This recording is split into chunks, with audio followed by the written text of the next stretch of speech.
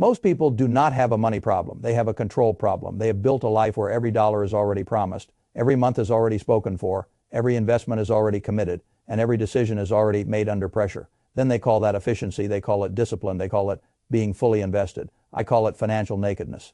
If one bad quarter, one bad boss, one bad diagnosis, one bad market, or one bad deal can force your hand, you are not rich. You are simply decorated. You are wearing numbers. You are wearing statements. You are wearing projected returns, but you are not wearing power. I have spent my life around capital, and one thing becomes obvious very early if you know what you are looking at. The world worships return and misunderstands position. It worships motion and misunderstands readiness. It worships the spreadsheet and ignores the war chest. That is how ordinary people get trapped. They are taught that every idle dollar is lazy. Every uninvested dollar is a mistake.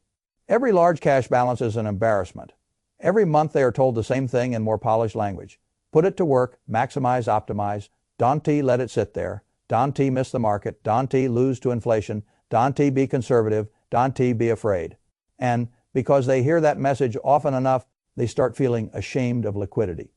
That shame is expensive because the moment you are taught to hate cash, you are taught to love dependence. You become dependent on your next paycheck, dependent on stable markets, dependent on being able to sell when you want, dependent on other people staying calm, dependent on the bank approving you, dependent on the buyer still being there, dependent on your employer, not changing the rules, dependent on life, not interrupting your plan. That is not a strong financial life. That is a beautifully organized weak position.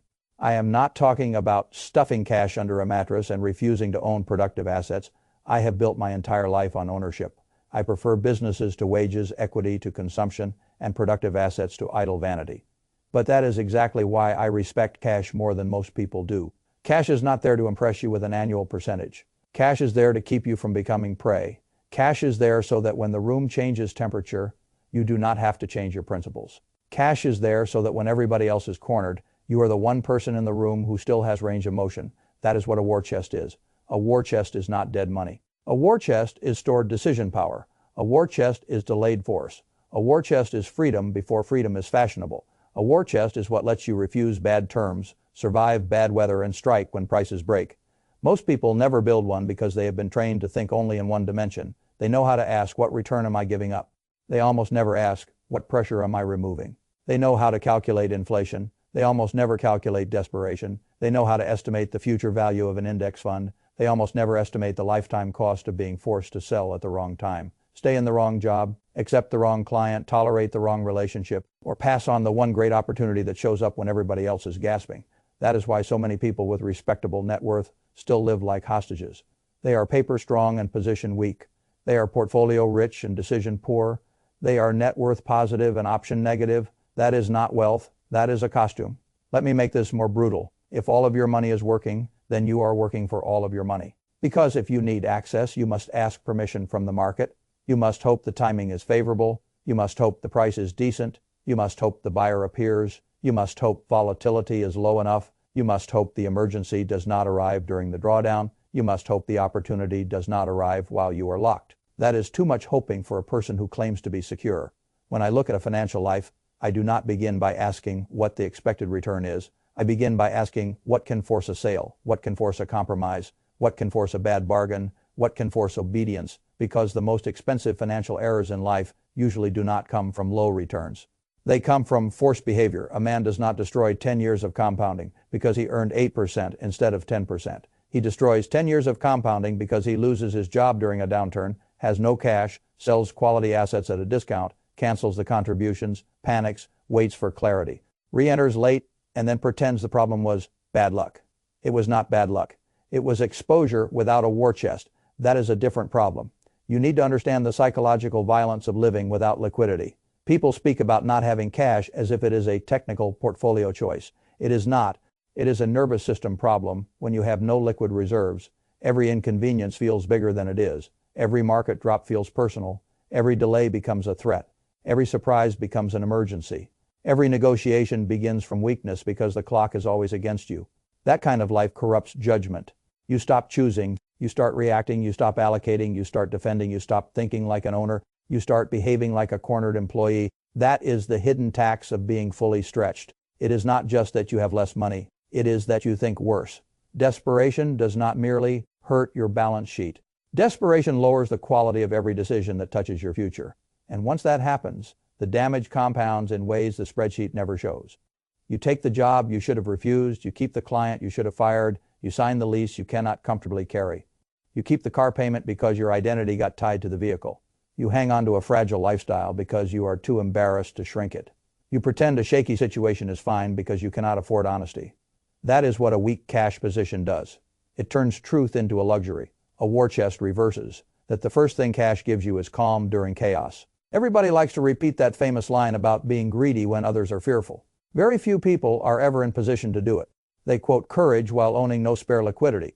They celebrate contrarianism with all their capital already committed.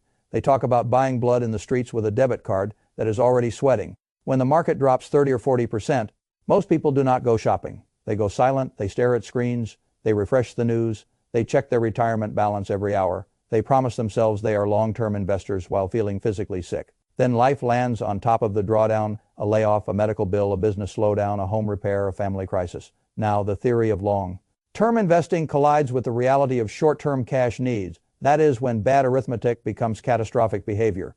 If you have no cash, you do not buy the bargain. You become the bargain. You become the person selling good assets because timing betrayed you. You become the landlord unloading a good property because debt service does not care about patience. You become the business owner taking ugly terms because payroll is Friday. You become the investor liquidating quality holdings to cover a temporary hole. That is how wealth transfers, not from the ignorant to the informed, from the illiquid to the liquid. The room always rewards the party who can wait. That is why I have never been embarrassed by cash. A war chest makes panic productive. When prices break and good assets are suddenly offered by bad circumstances, the person with liquidity is no longer a spectator. He becomes a collector. He can buy the stock the crowd was celebrating 6 months earlier and now cannot bear to look at. He can buy the property from the owner who did not have enough runway. He can buy the small business from the founder who built something sound but got trapped by timing. He can make the deal that changes a decade because he had the discipline to look underinvested while everybody else was busy looking smart. This is one of the great secrets of capital. You often have to look foolish before you get to act brilliantly. A war chest almost always looks inefficient right before it becomes decisive. People mock cash in bull markets because bull markets reward motion. Everything going up makes reserve capital look timid. Every year of smooth gains makes liquidity look lazy. Financial commentary starts sounding like a religion. You are told that time in the market is everything, that cash is trash, that caution is fear, that hesitation is ignorance, that every dollar not deployed is a confession of incompetence, that language is useful for one reason. It keeps people fully committed right before their flexibility would have mattered most. You need to hear this clearly. The market does not punish caution every year, but life punishes overextension on schedule. There is always another downturn. There is always another forced seller. There is always another moment when somebody with a beautiful balance sheet but no cash discovers that theoretical wealth cannot pay tomorrow morning. Problem, your job is not to win the applause contest in the smooth years. Your job is to own enough dry strength that you can write checks when the crowd is shaking. That is offensive cash. Most people call cash defensive because they have never understood offense. They think offense means maximum exposure. It does not. True offense means being able to act when action pays the most. A football team is not more offensive because all 11 players sprint in random directions at the snap. A general is not more aggressive because he sends every soldier into the first hill and leaves nothing in reserve. That is not offense. That is emotional expenditure. Offense is reserved power correctly timed. Offense is waiting with force. Offense is knowing that your greatest edge may arrive in a week when other people are trying to survive. Not in a month when everything feels obvious. A war chest is how you preserve that edge. The second thing cash gives you is walk away power. This might be even more valuable than the bargains. A person with 2 years of accessible expenses in cash does not hear the world the same way. A terrible boss speaks to him differently, even if the boss does not know why. An abusive client gets negotiated with differently. A failing partnership gets examined more honestly. A bad deal gets declined faster. A manipulative relationship loses some of its grip. Why? Because dependence weakens language. When you need the next check, you cannot speak cleanly. When you need the deal, you cannot price correctly. When you need the approval, you cannot negotiate from dignity. When you need the market to cooperate, you cannot think long-term. This is why so many high-income people are secretly less free than lower-income people with stronger liquidity habits. They have bigger houses, nicer watches, louder vacations, and thinner options. They have gold handcuffs and call that success. They are living proof that income does not equal control. Control comes from the gap between what you need and what you have already secured. That gap is widened by cash. You may earn half as much as your neighbor and still have twice the practical power, if your life is not built on fragile monthly obligations. The man making $300,000 a year while needing $26,000 every month to hold his image together is often weaker than the woman making $140,000 while sitting on 2 years of cash and modest living costs. One has income, the other has refusal power. I would rather own refusal power. Refusal power changes the quality of every future opportunity because people can smell desperation. Employers smell it, lenders smell it, clients smell it, buyers smell it, even friends and family can feel it. The moment they know you need the outcome more than they do, your leverage falls. But when you have a war chest, you move differently. You ask cleaner questions, you wait longer, you decline worse offers, you stop performing eagerness. That selectivity alone improves your life more than a small difference in annual returns ever will. This is one of the most misunderstood contrasts in finance. People compare cash to investments only on a return chart. They almost never compare a desperate investor to a patient investor. They almost never compare a trap worker to a mobile worker. They almost never compare a frightened negotiator to a calm negotiator. They almost never compare a lifestyle addict to an independent operator. Yet those are the comparisons that determine whether you are living under your money or above it. The third thing cash gives you is protection from the ugliest form of opportunity cost. Everybody knows the visible opportunity cost of cash. You hold $100,000 at a low yield. Inflation runs 3%, you lose purchasing power. The math is easy, so the argument feels conclusive. But the invisible opportunity cost is usually larger. What is the opportunity cost of being unable to buy a quality asset at half price because all of your capital is tied up? What is the opportunity cost of selling into a crash because your emergency fund was fiction? What is the opportunity cost of staying in the wrong career 5 extra years because your savings are too thin to absorb a transition? What is the opportunity cost of missing the chance to buy a business, fund a new venture, relocate, help a family member, or back your own competence?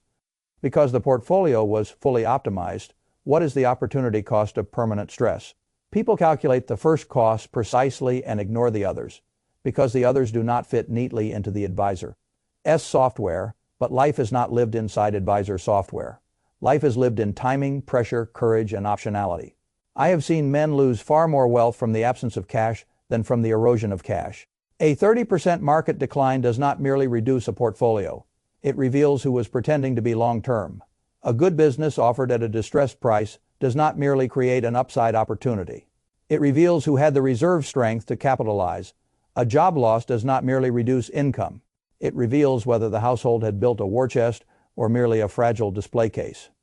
This is why opportunity cost works in both directions. Cash may cost you some return in calm years. Illiquidity may cost you the best decision of your life in violent years. Do not let tidy mathematics blind you to untidy reality. Now let us talk about the arithmetic more plainly. Suppose you keep $100,000 in cash and inflation quietly takes 3% a year. That is $3,000 of visible drag. The world screams about that number because it is easy to quote. Now suppose you are fully invested instead. The market falls 30%. You need $30,000 for an emergency. You sell into the decline. Now you have not merely lost $9,000 on paper from that slice. You have also given up the recovery on what you sold. If the market recovers strongly over the next several years, that forced sale can easily cost you tens of thousands more than the annual inflation drag you were trying so hard to avoid. And that is before you count the lost ability to buy at depressed prices with fresh cash. The arithmetic of cash is not one-dimensional. It is not cash versus return. It is flexibility versus forced behavior. It is calm versus compulsion. It is strike capacity versus spectator status. It is time on your side versus time working against you. The fourth thing cash gives you is patience with everything else you own. This matters more than most people realize. The quality of an investment is one thing. The quality of your holding behavior is another. A wonderful investment can still become a poor result if your life structure forces you to touch it at the wrong time. People imagine that patience is purely a character trait. Sometimes it is, more often, it is a liquidity trait. When you know you have enough cash to absorb life, you can let your investments behave like investments. You do not need every asset to double as an emergency fund, a career insurance policy, and a daily emotional support animal. You can let the stock recover. You can let the thesis mature. You can let the real estate cycle turn. You can let the business renovation pay off. You can let temporary ugliness remain temporary. Without a war chest, every fluctuation becomes an emergency meeting inside your head. You start checking, worrying, second-guessing, stress-eating, doom-scrolling, rationalizing, and finally acting at the exact moment. Action is most destructive. With a war chest, you can be boring. Do not underestimate that sentence. Boring is a superpower in investing. Boring is what allows compounding to finish its work. Boring is what keeps you from interrupting the machine.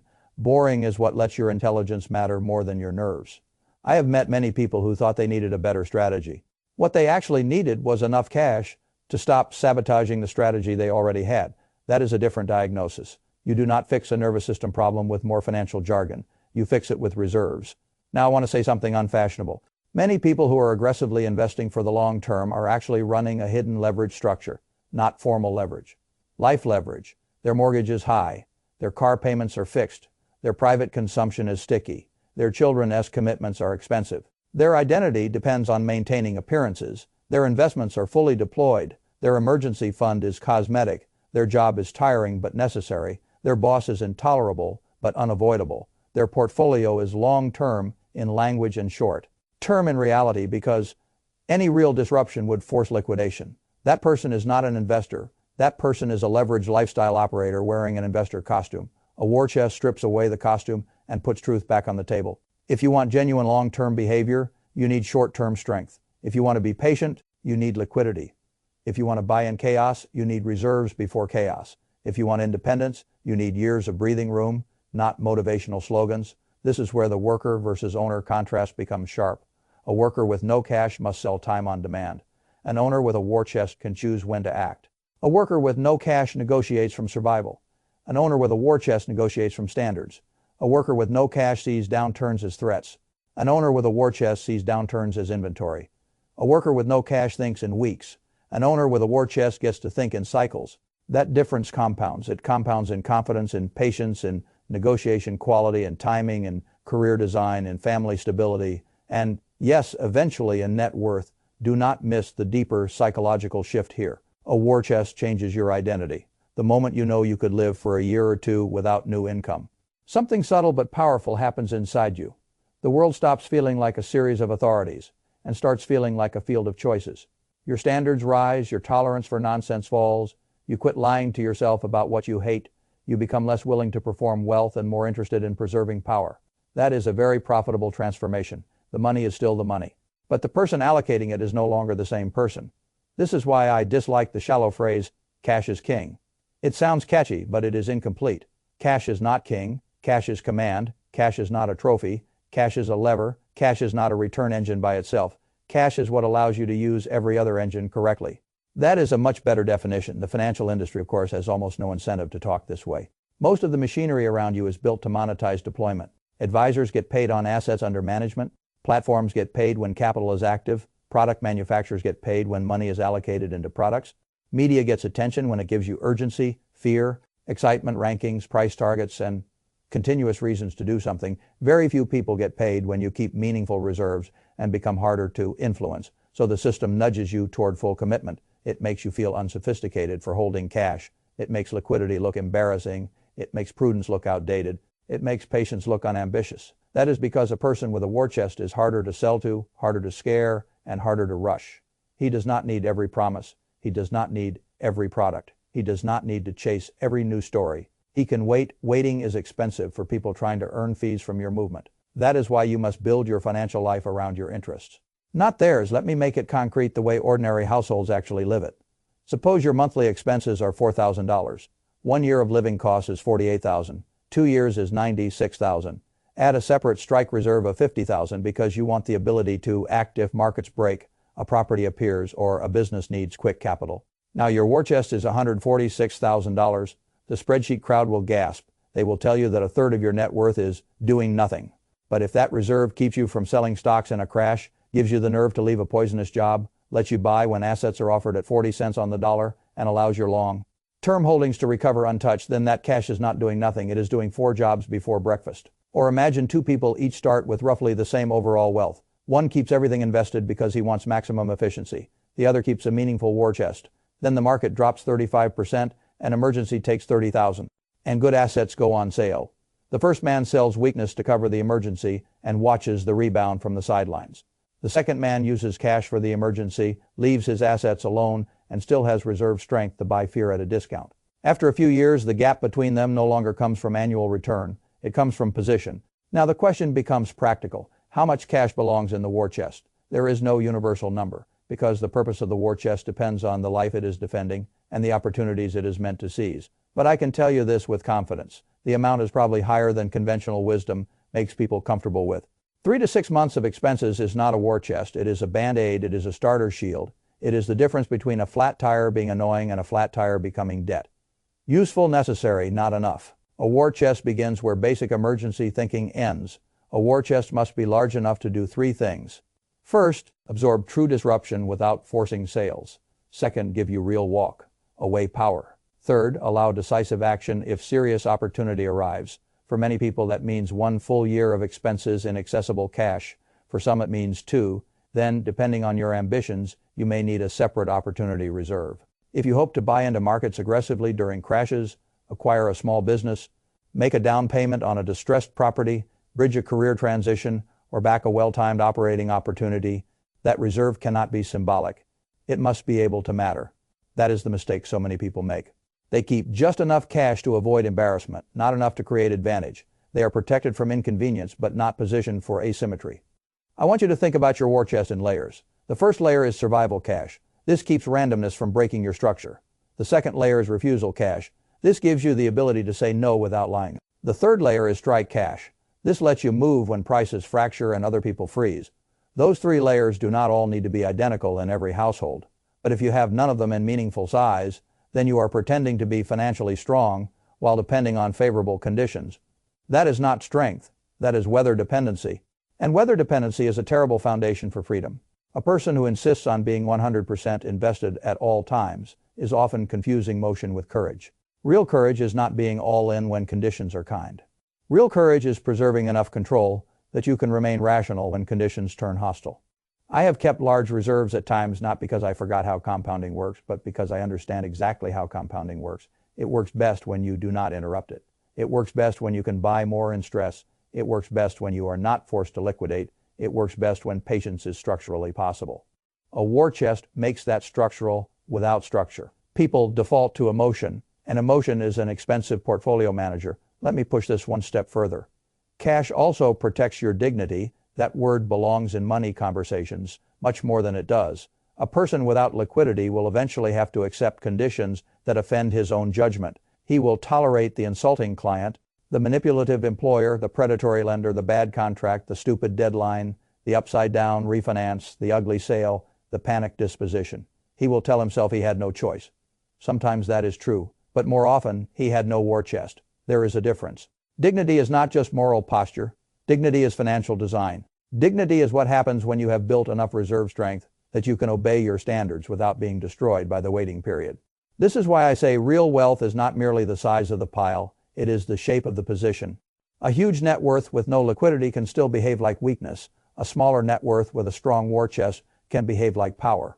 That is a hard truth for status-driven people to accept because it means the person living in the quieter house, driving the older car, and holding the larger cash balance may actually be operating from a much stronger strategic position than the person performing abundance at maximum strain. Consumption and freedom are not the same thing. Status and control are not the same thing. High income and independence are not the same thing. Net worth and readiness are not the same thing. Once you understand that, you stop asking the childish question, how much cash is too much? You start asking the adult question, how much control am I willing to surrender in exchange for a higher quoted return?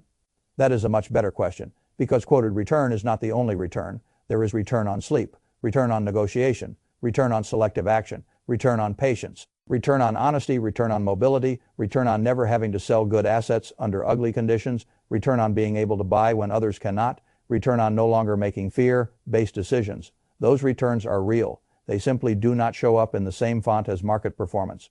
If you build a life that worships only the visible return, you will usually sacrifice the invisible return that makes the visible one easier to capture. That is a foolish bargain. Now, I am not giving you permission to be lazy. A war chest is not an excuse to avoid investing. It is not an alibi for timidity. It is not a place to hide from ownership. It is not a religion of permanent caution. Your long-term wealth will still come from productive assets, patient ownership, disciplined allocation, and keeping your life below your means. But the war chest is what stops those principles from collapsing the first time life hits you out of order. You need both. You need the machine that compounds, and you need the reserve that keeps the machine from being dismantled in a storm. that balance is wiser than extremism. Extremism sounds smarter in print. Balance survives better in reality. So here's the test. If the market fell 35% next month, would you become a shopper or a hostage? If your income stopped for 6 months, would you become more selective or more obedient?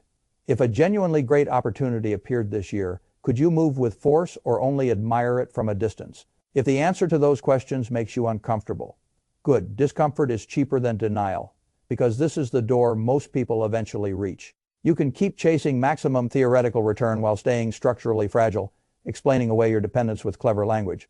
Or you can build a war chest, accept the appearance of inefficiency, and buy yourself something far rarer than yield command. And once you have command, you will notice something most people never understand until it is too late. Cash did not make you smaller. Cash made you dangerous in the right way. Cash made you patient enough to be rational. Cash made you liquid enough to be selective. Cash made you calm enough to be offensive. Cash made you independent enough to tell the truth. And in the long run, those qualities do not merely protect wealth. They create it. So the real question is not whether cash drags on your spreadsheet. The real question is whether you are willing to keep living without a war chest while telling yourself you are free, because the next storm will not care how optimized you felt in the sunshine. When that day comes, you will discover whether your money was a machine you owned or a machine that owned you, and that is a choice you do not make during the crash. You make it now.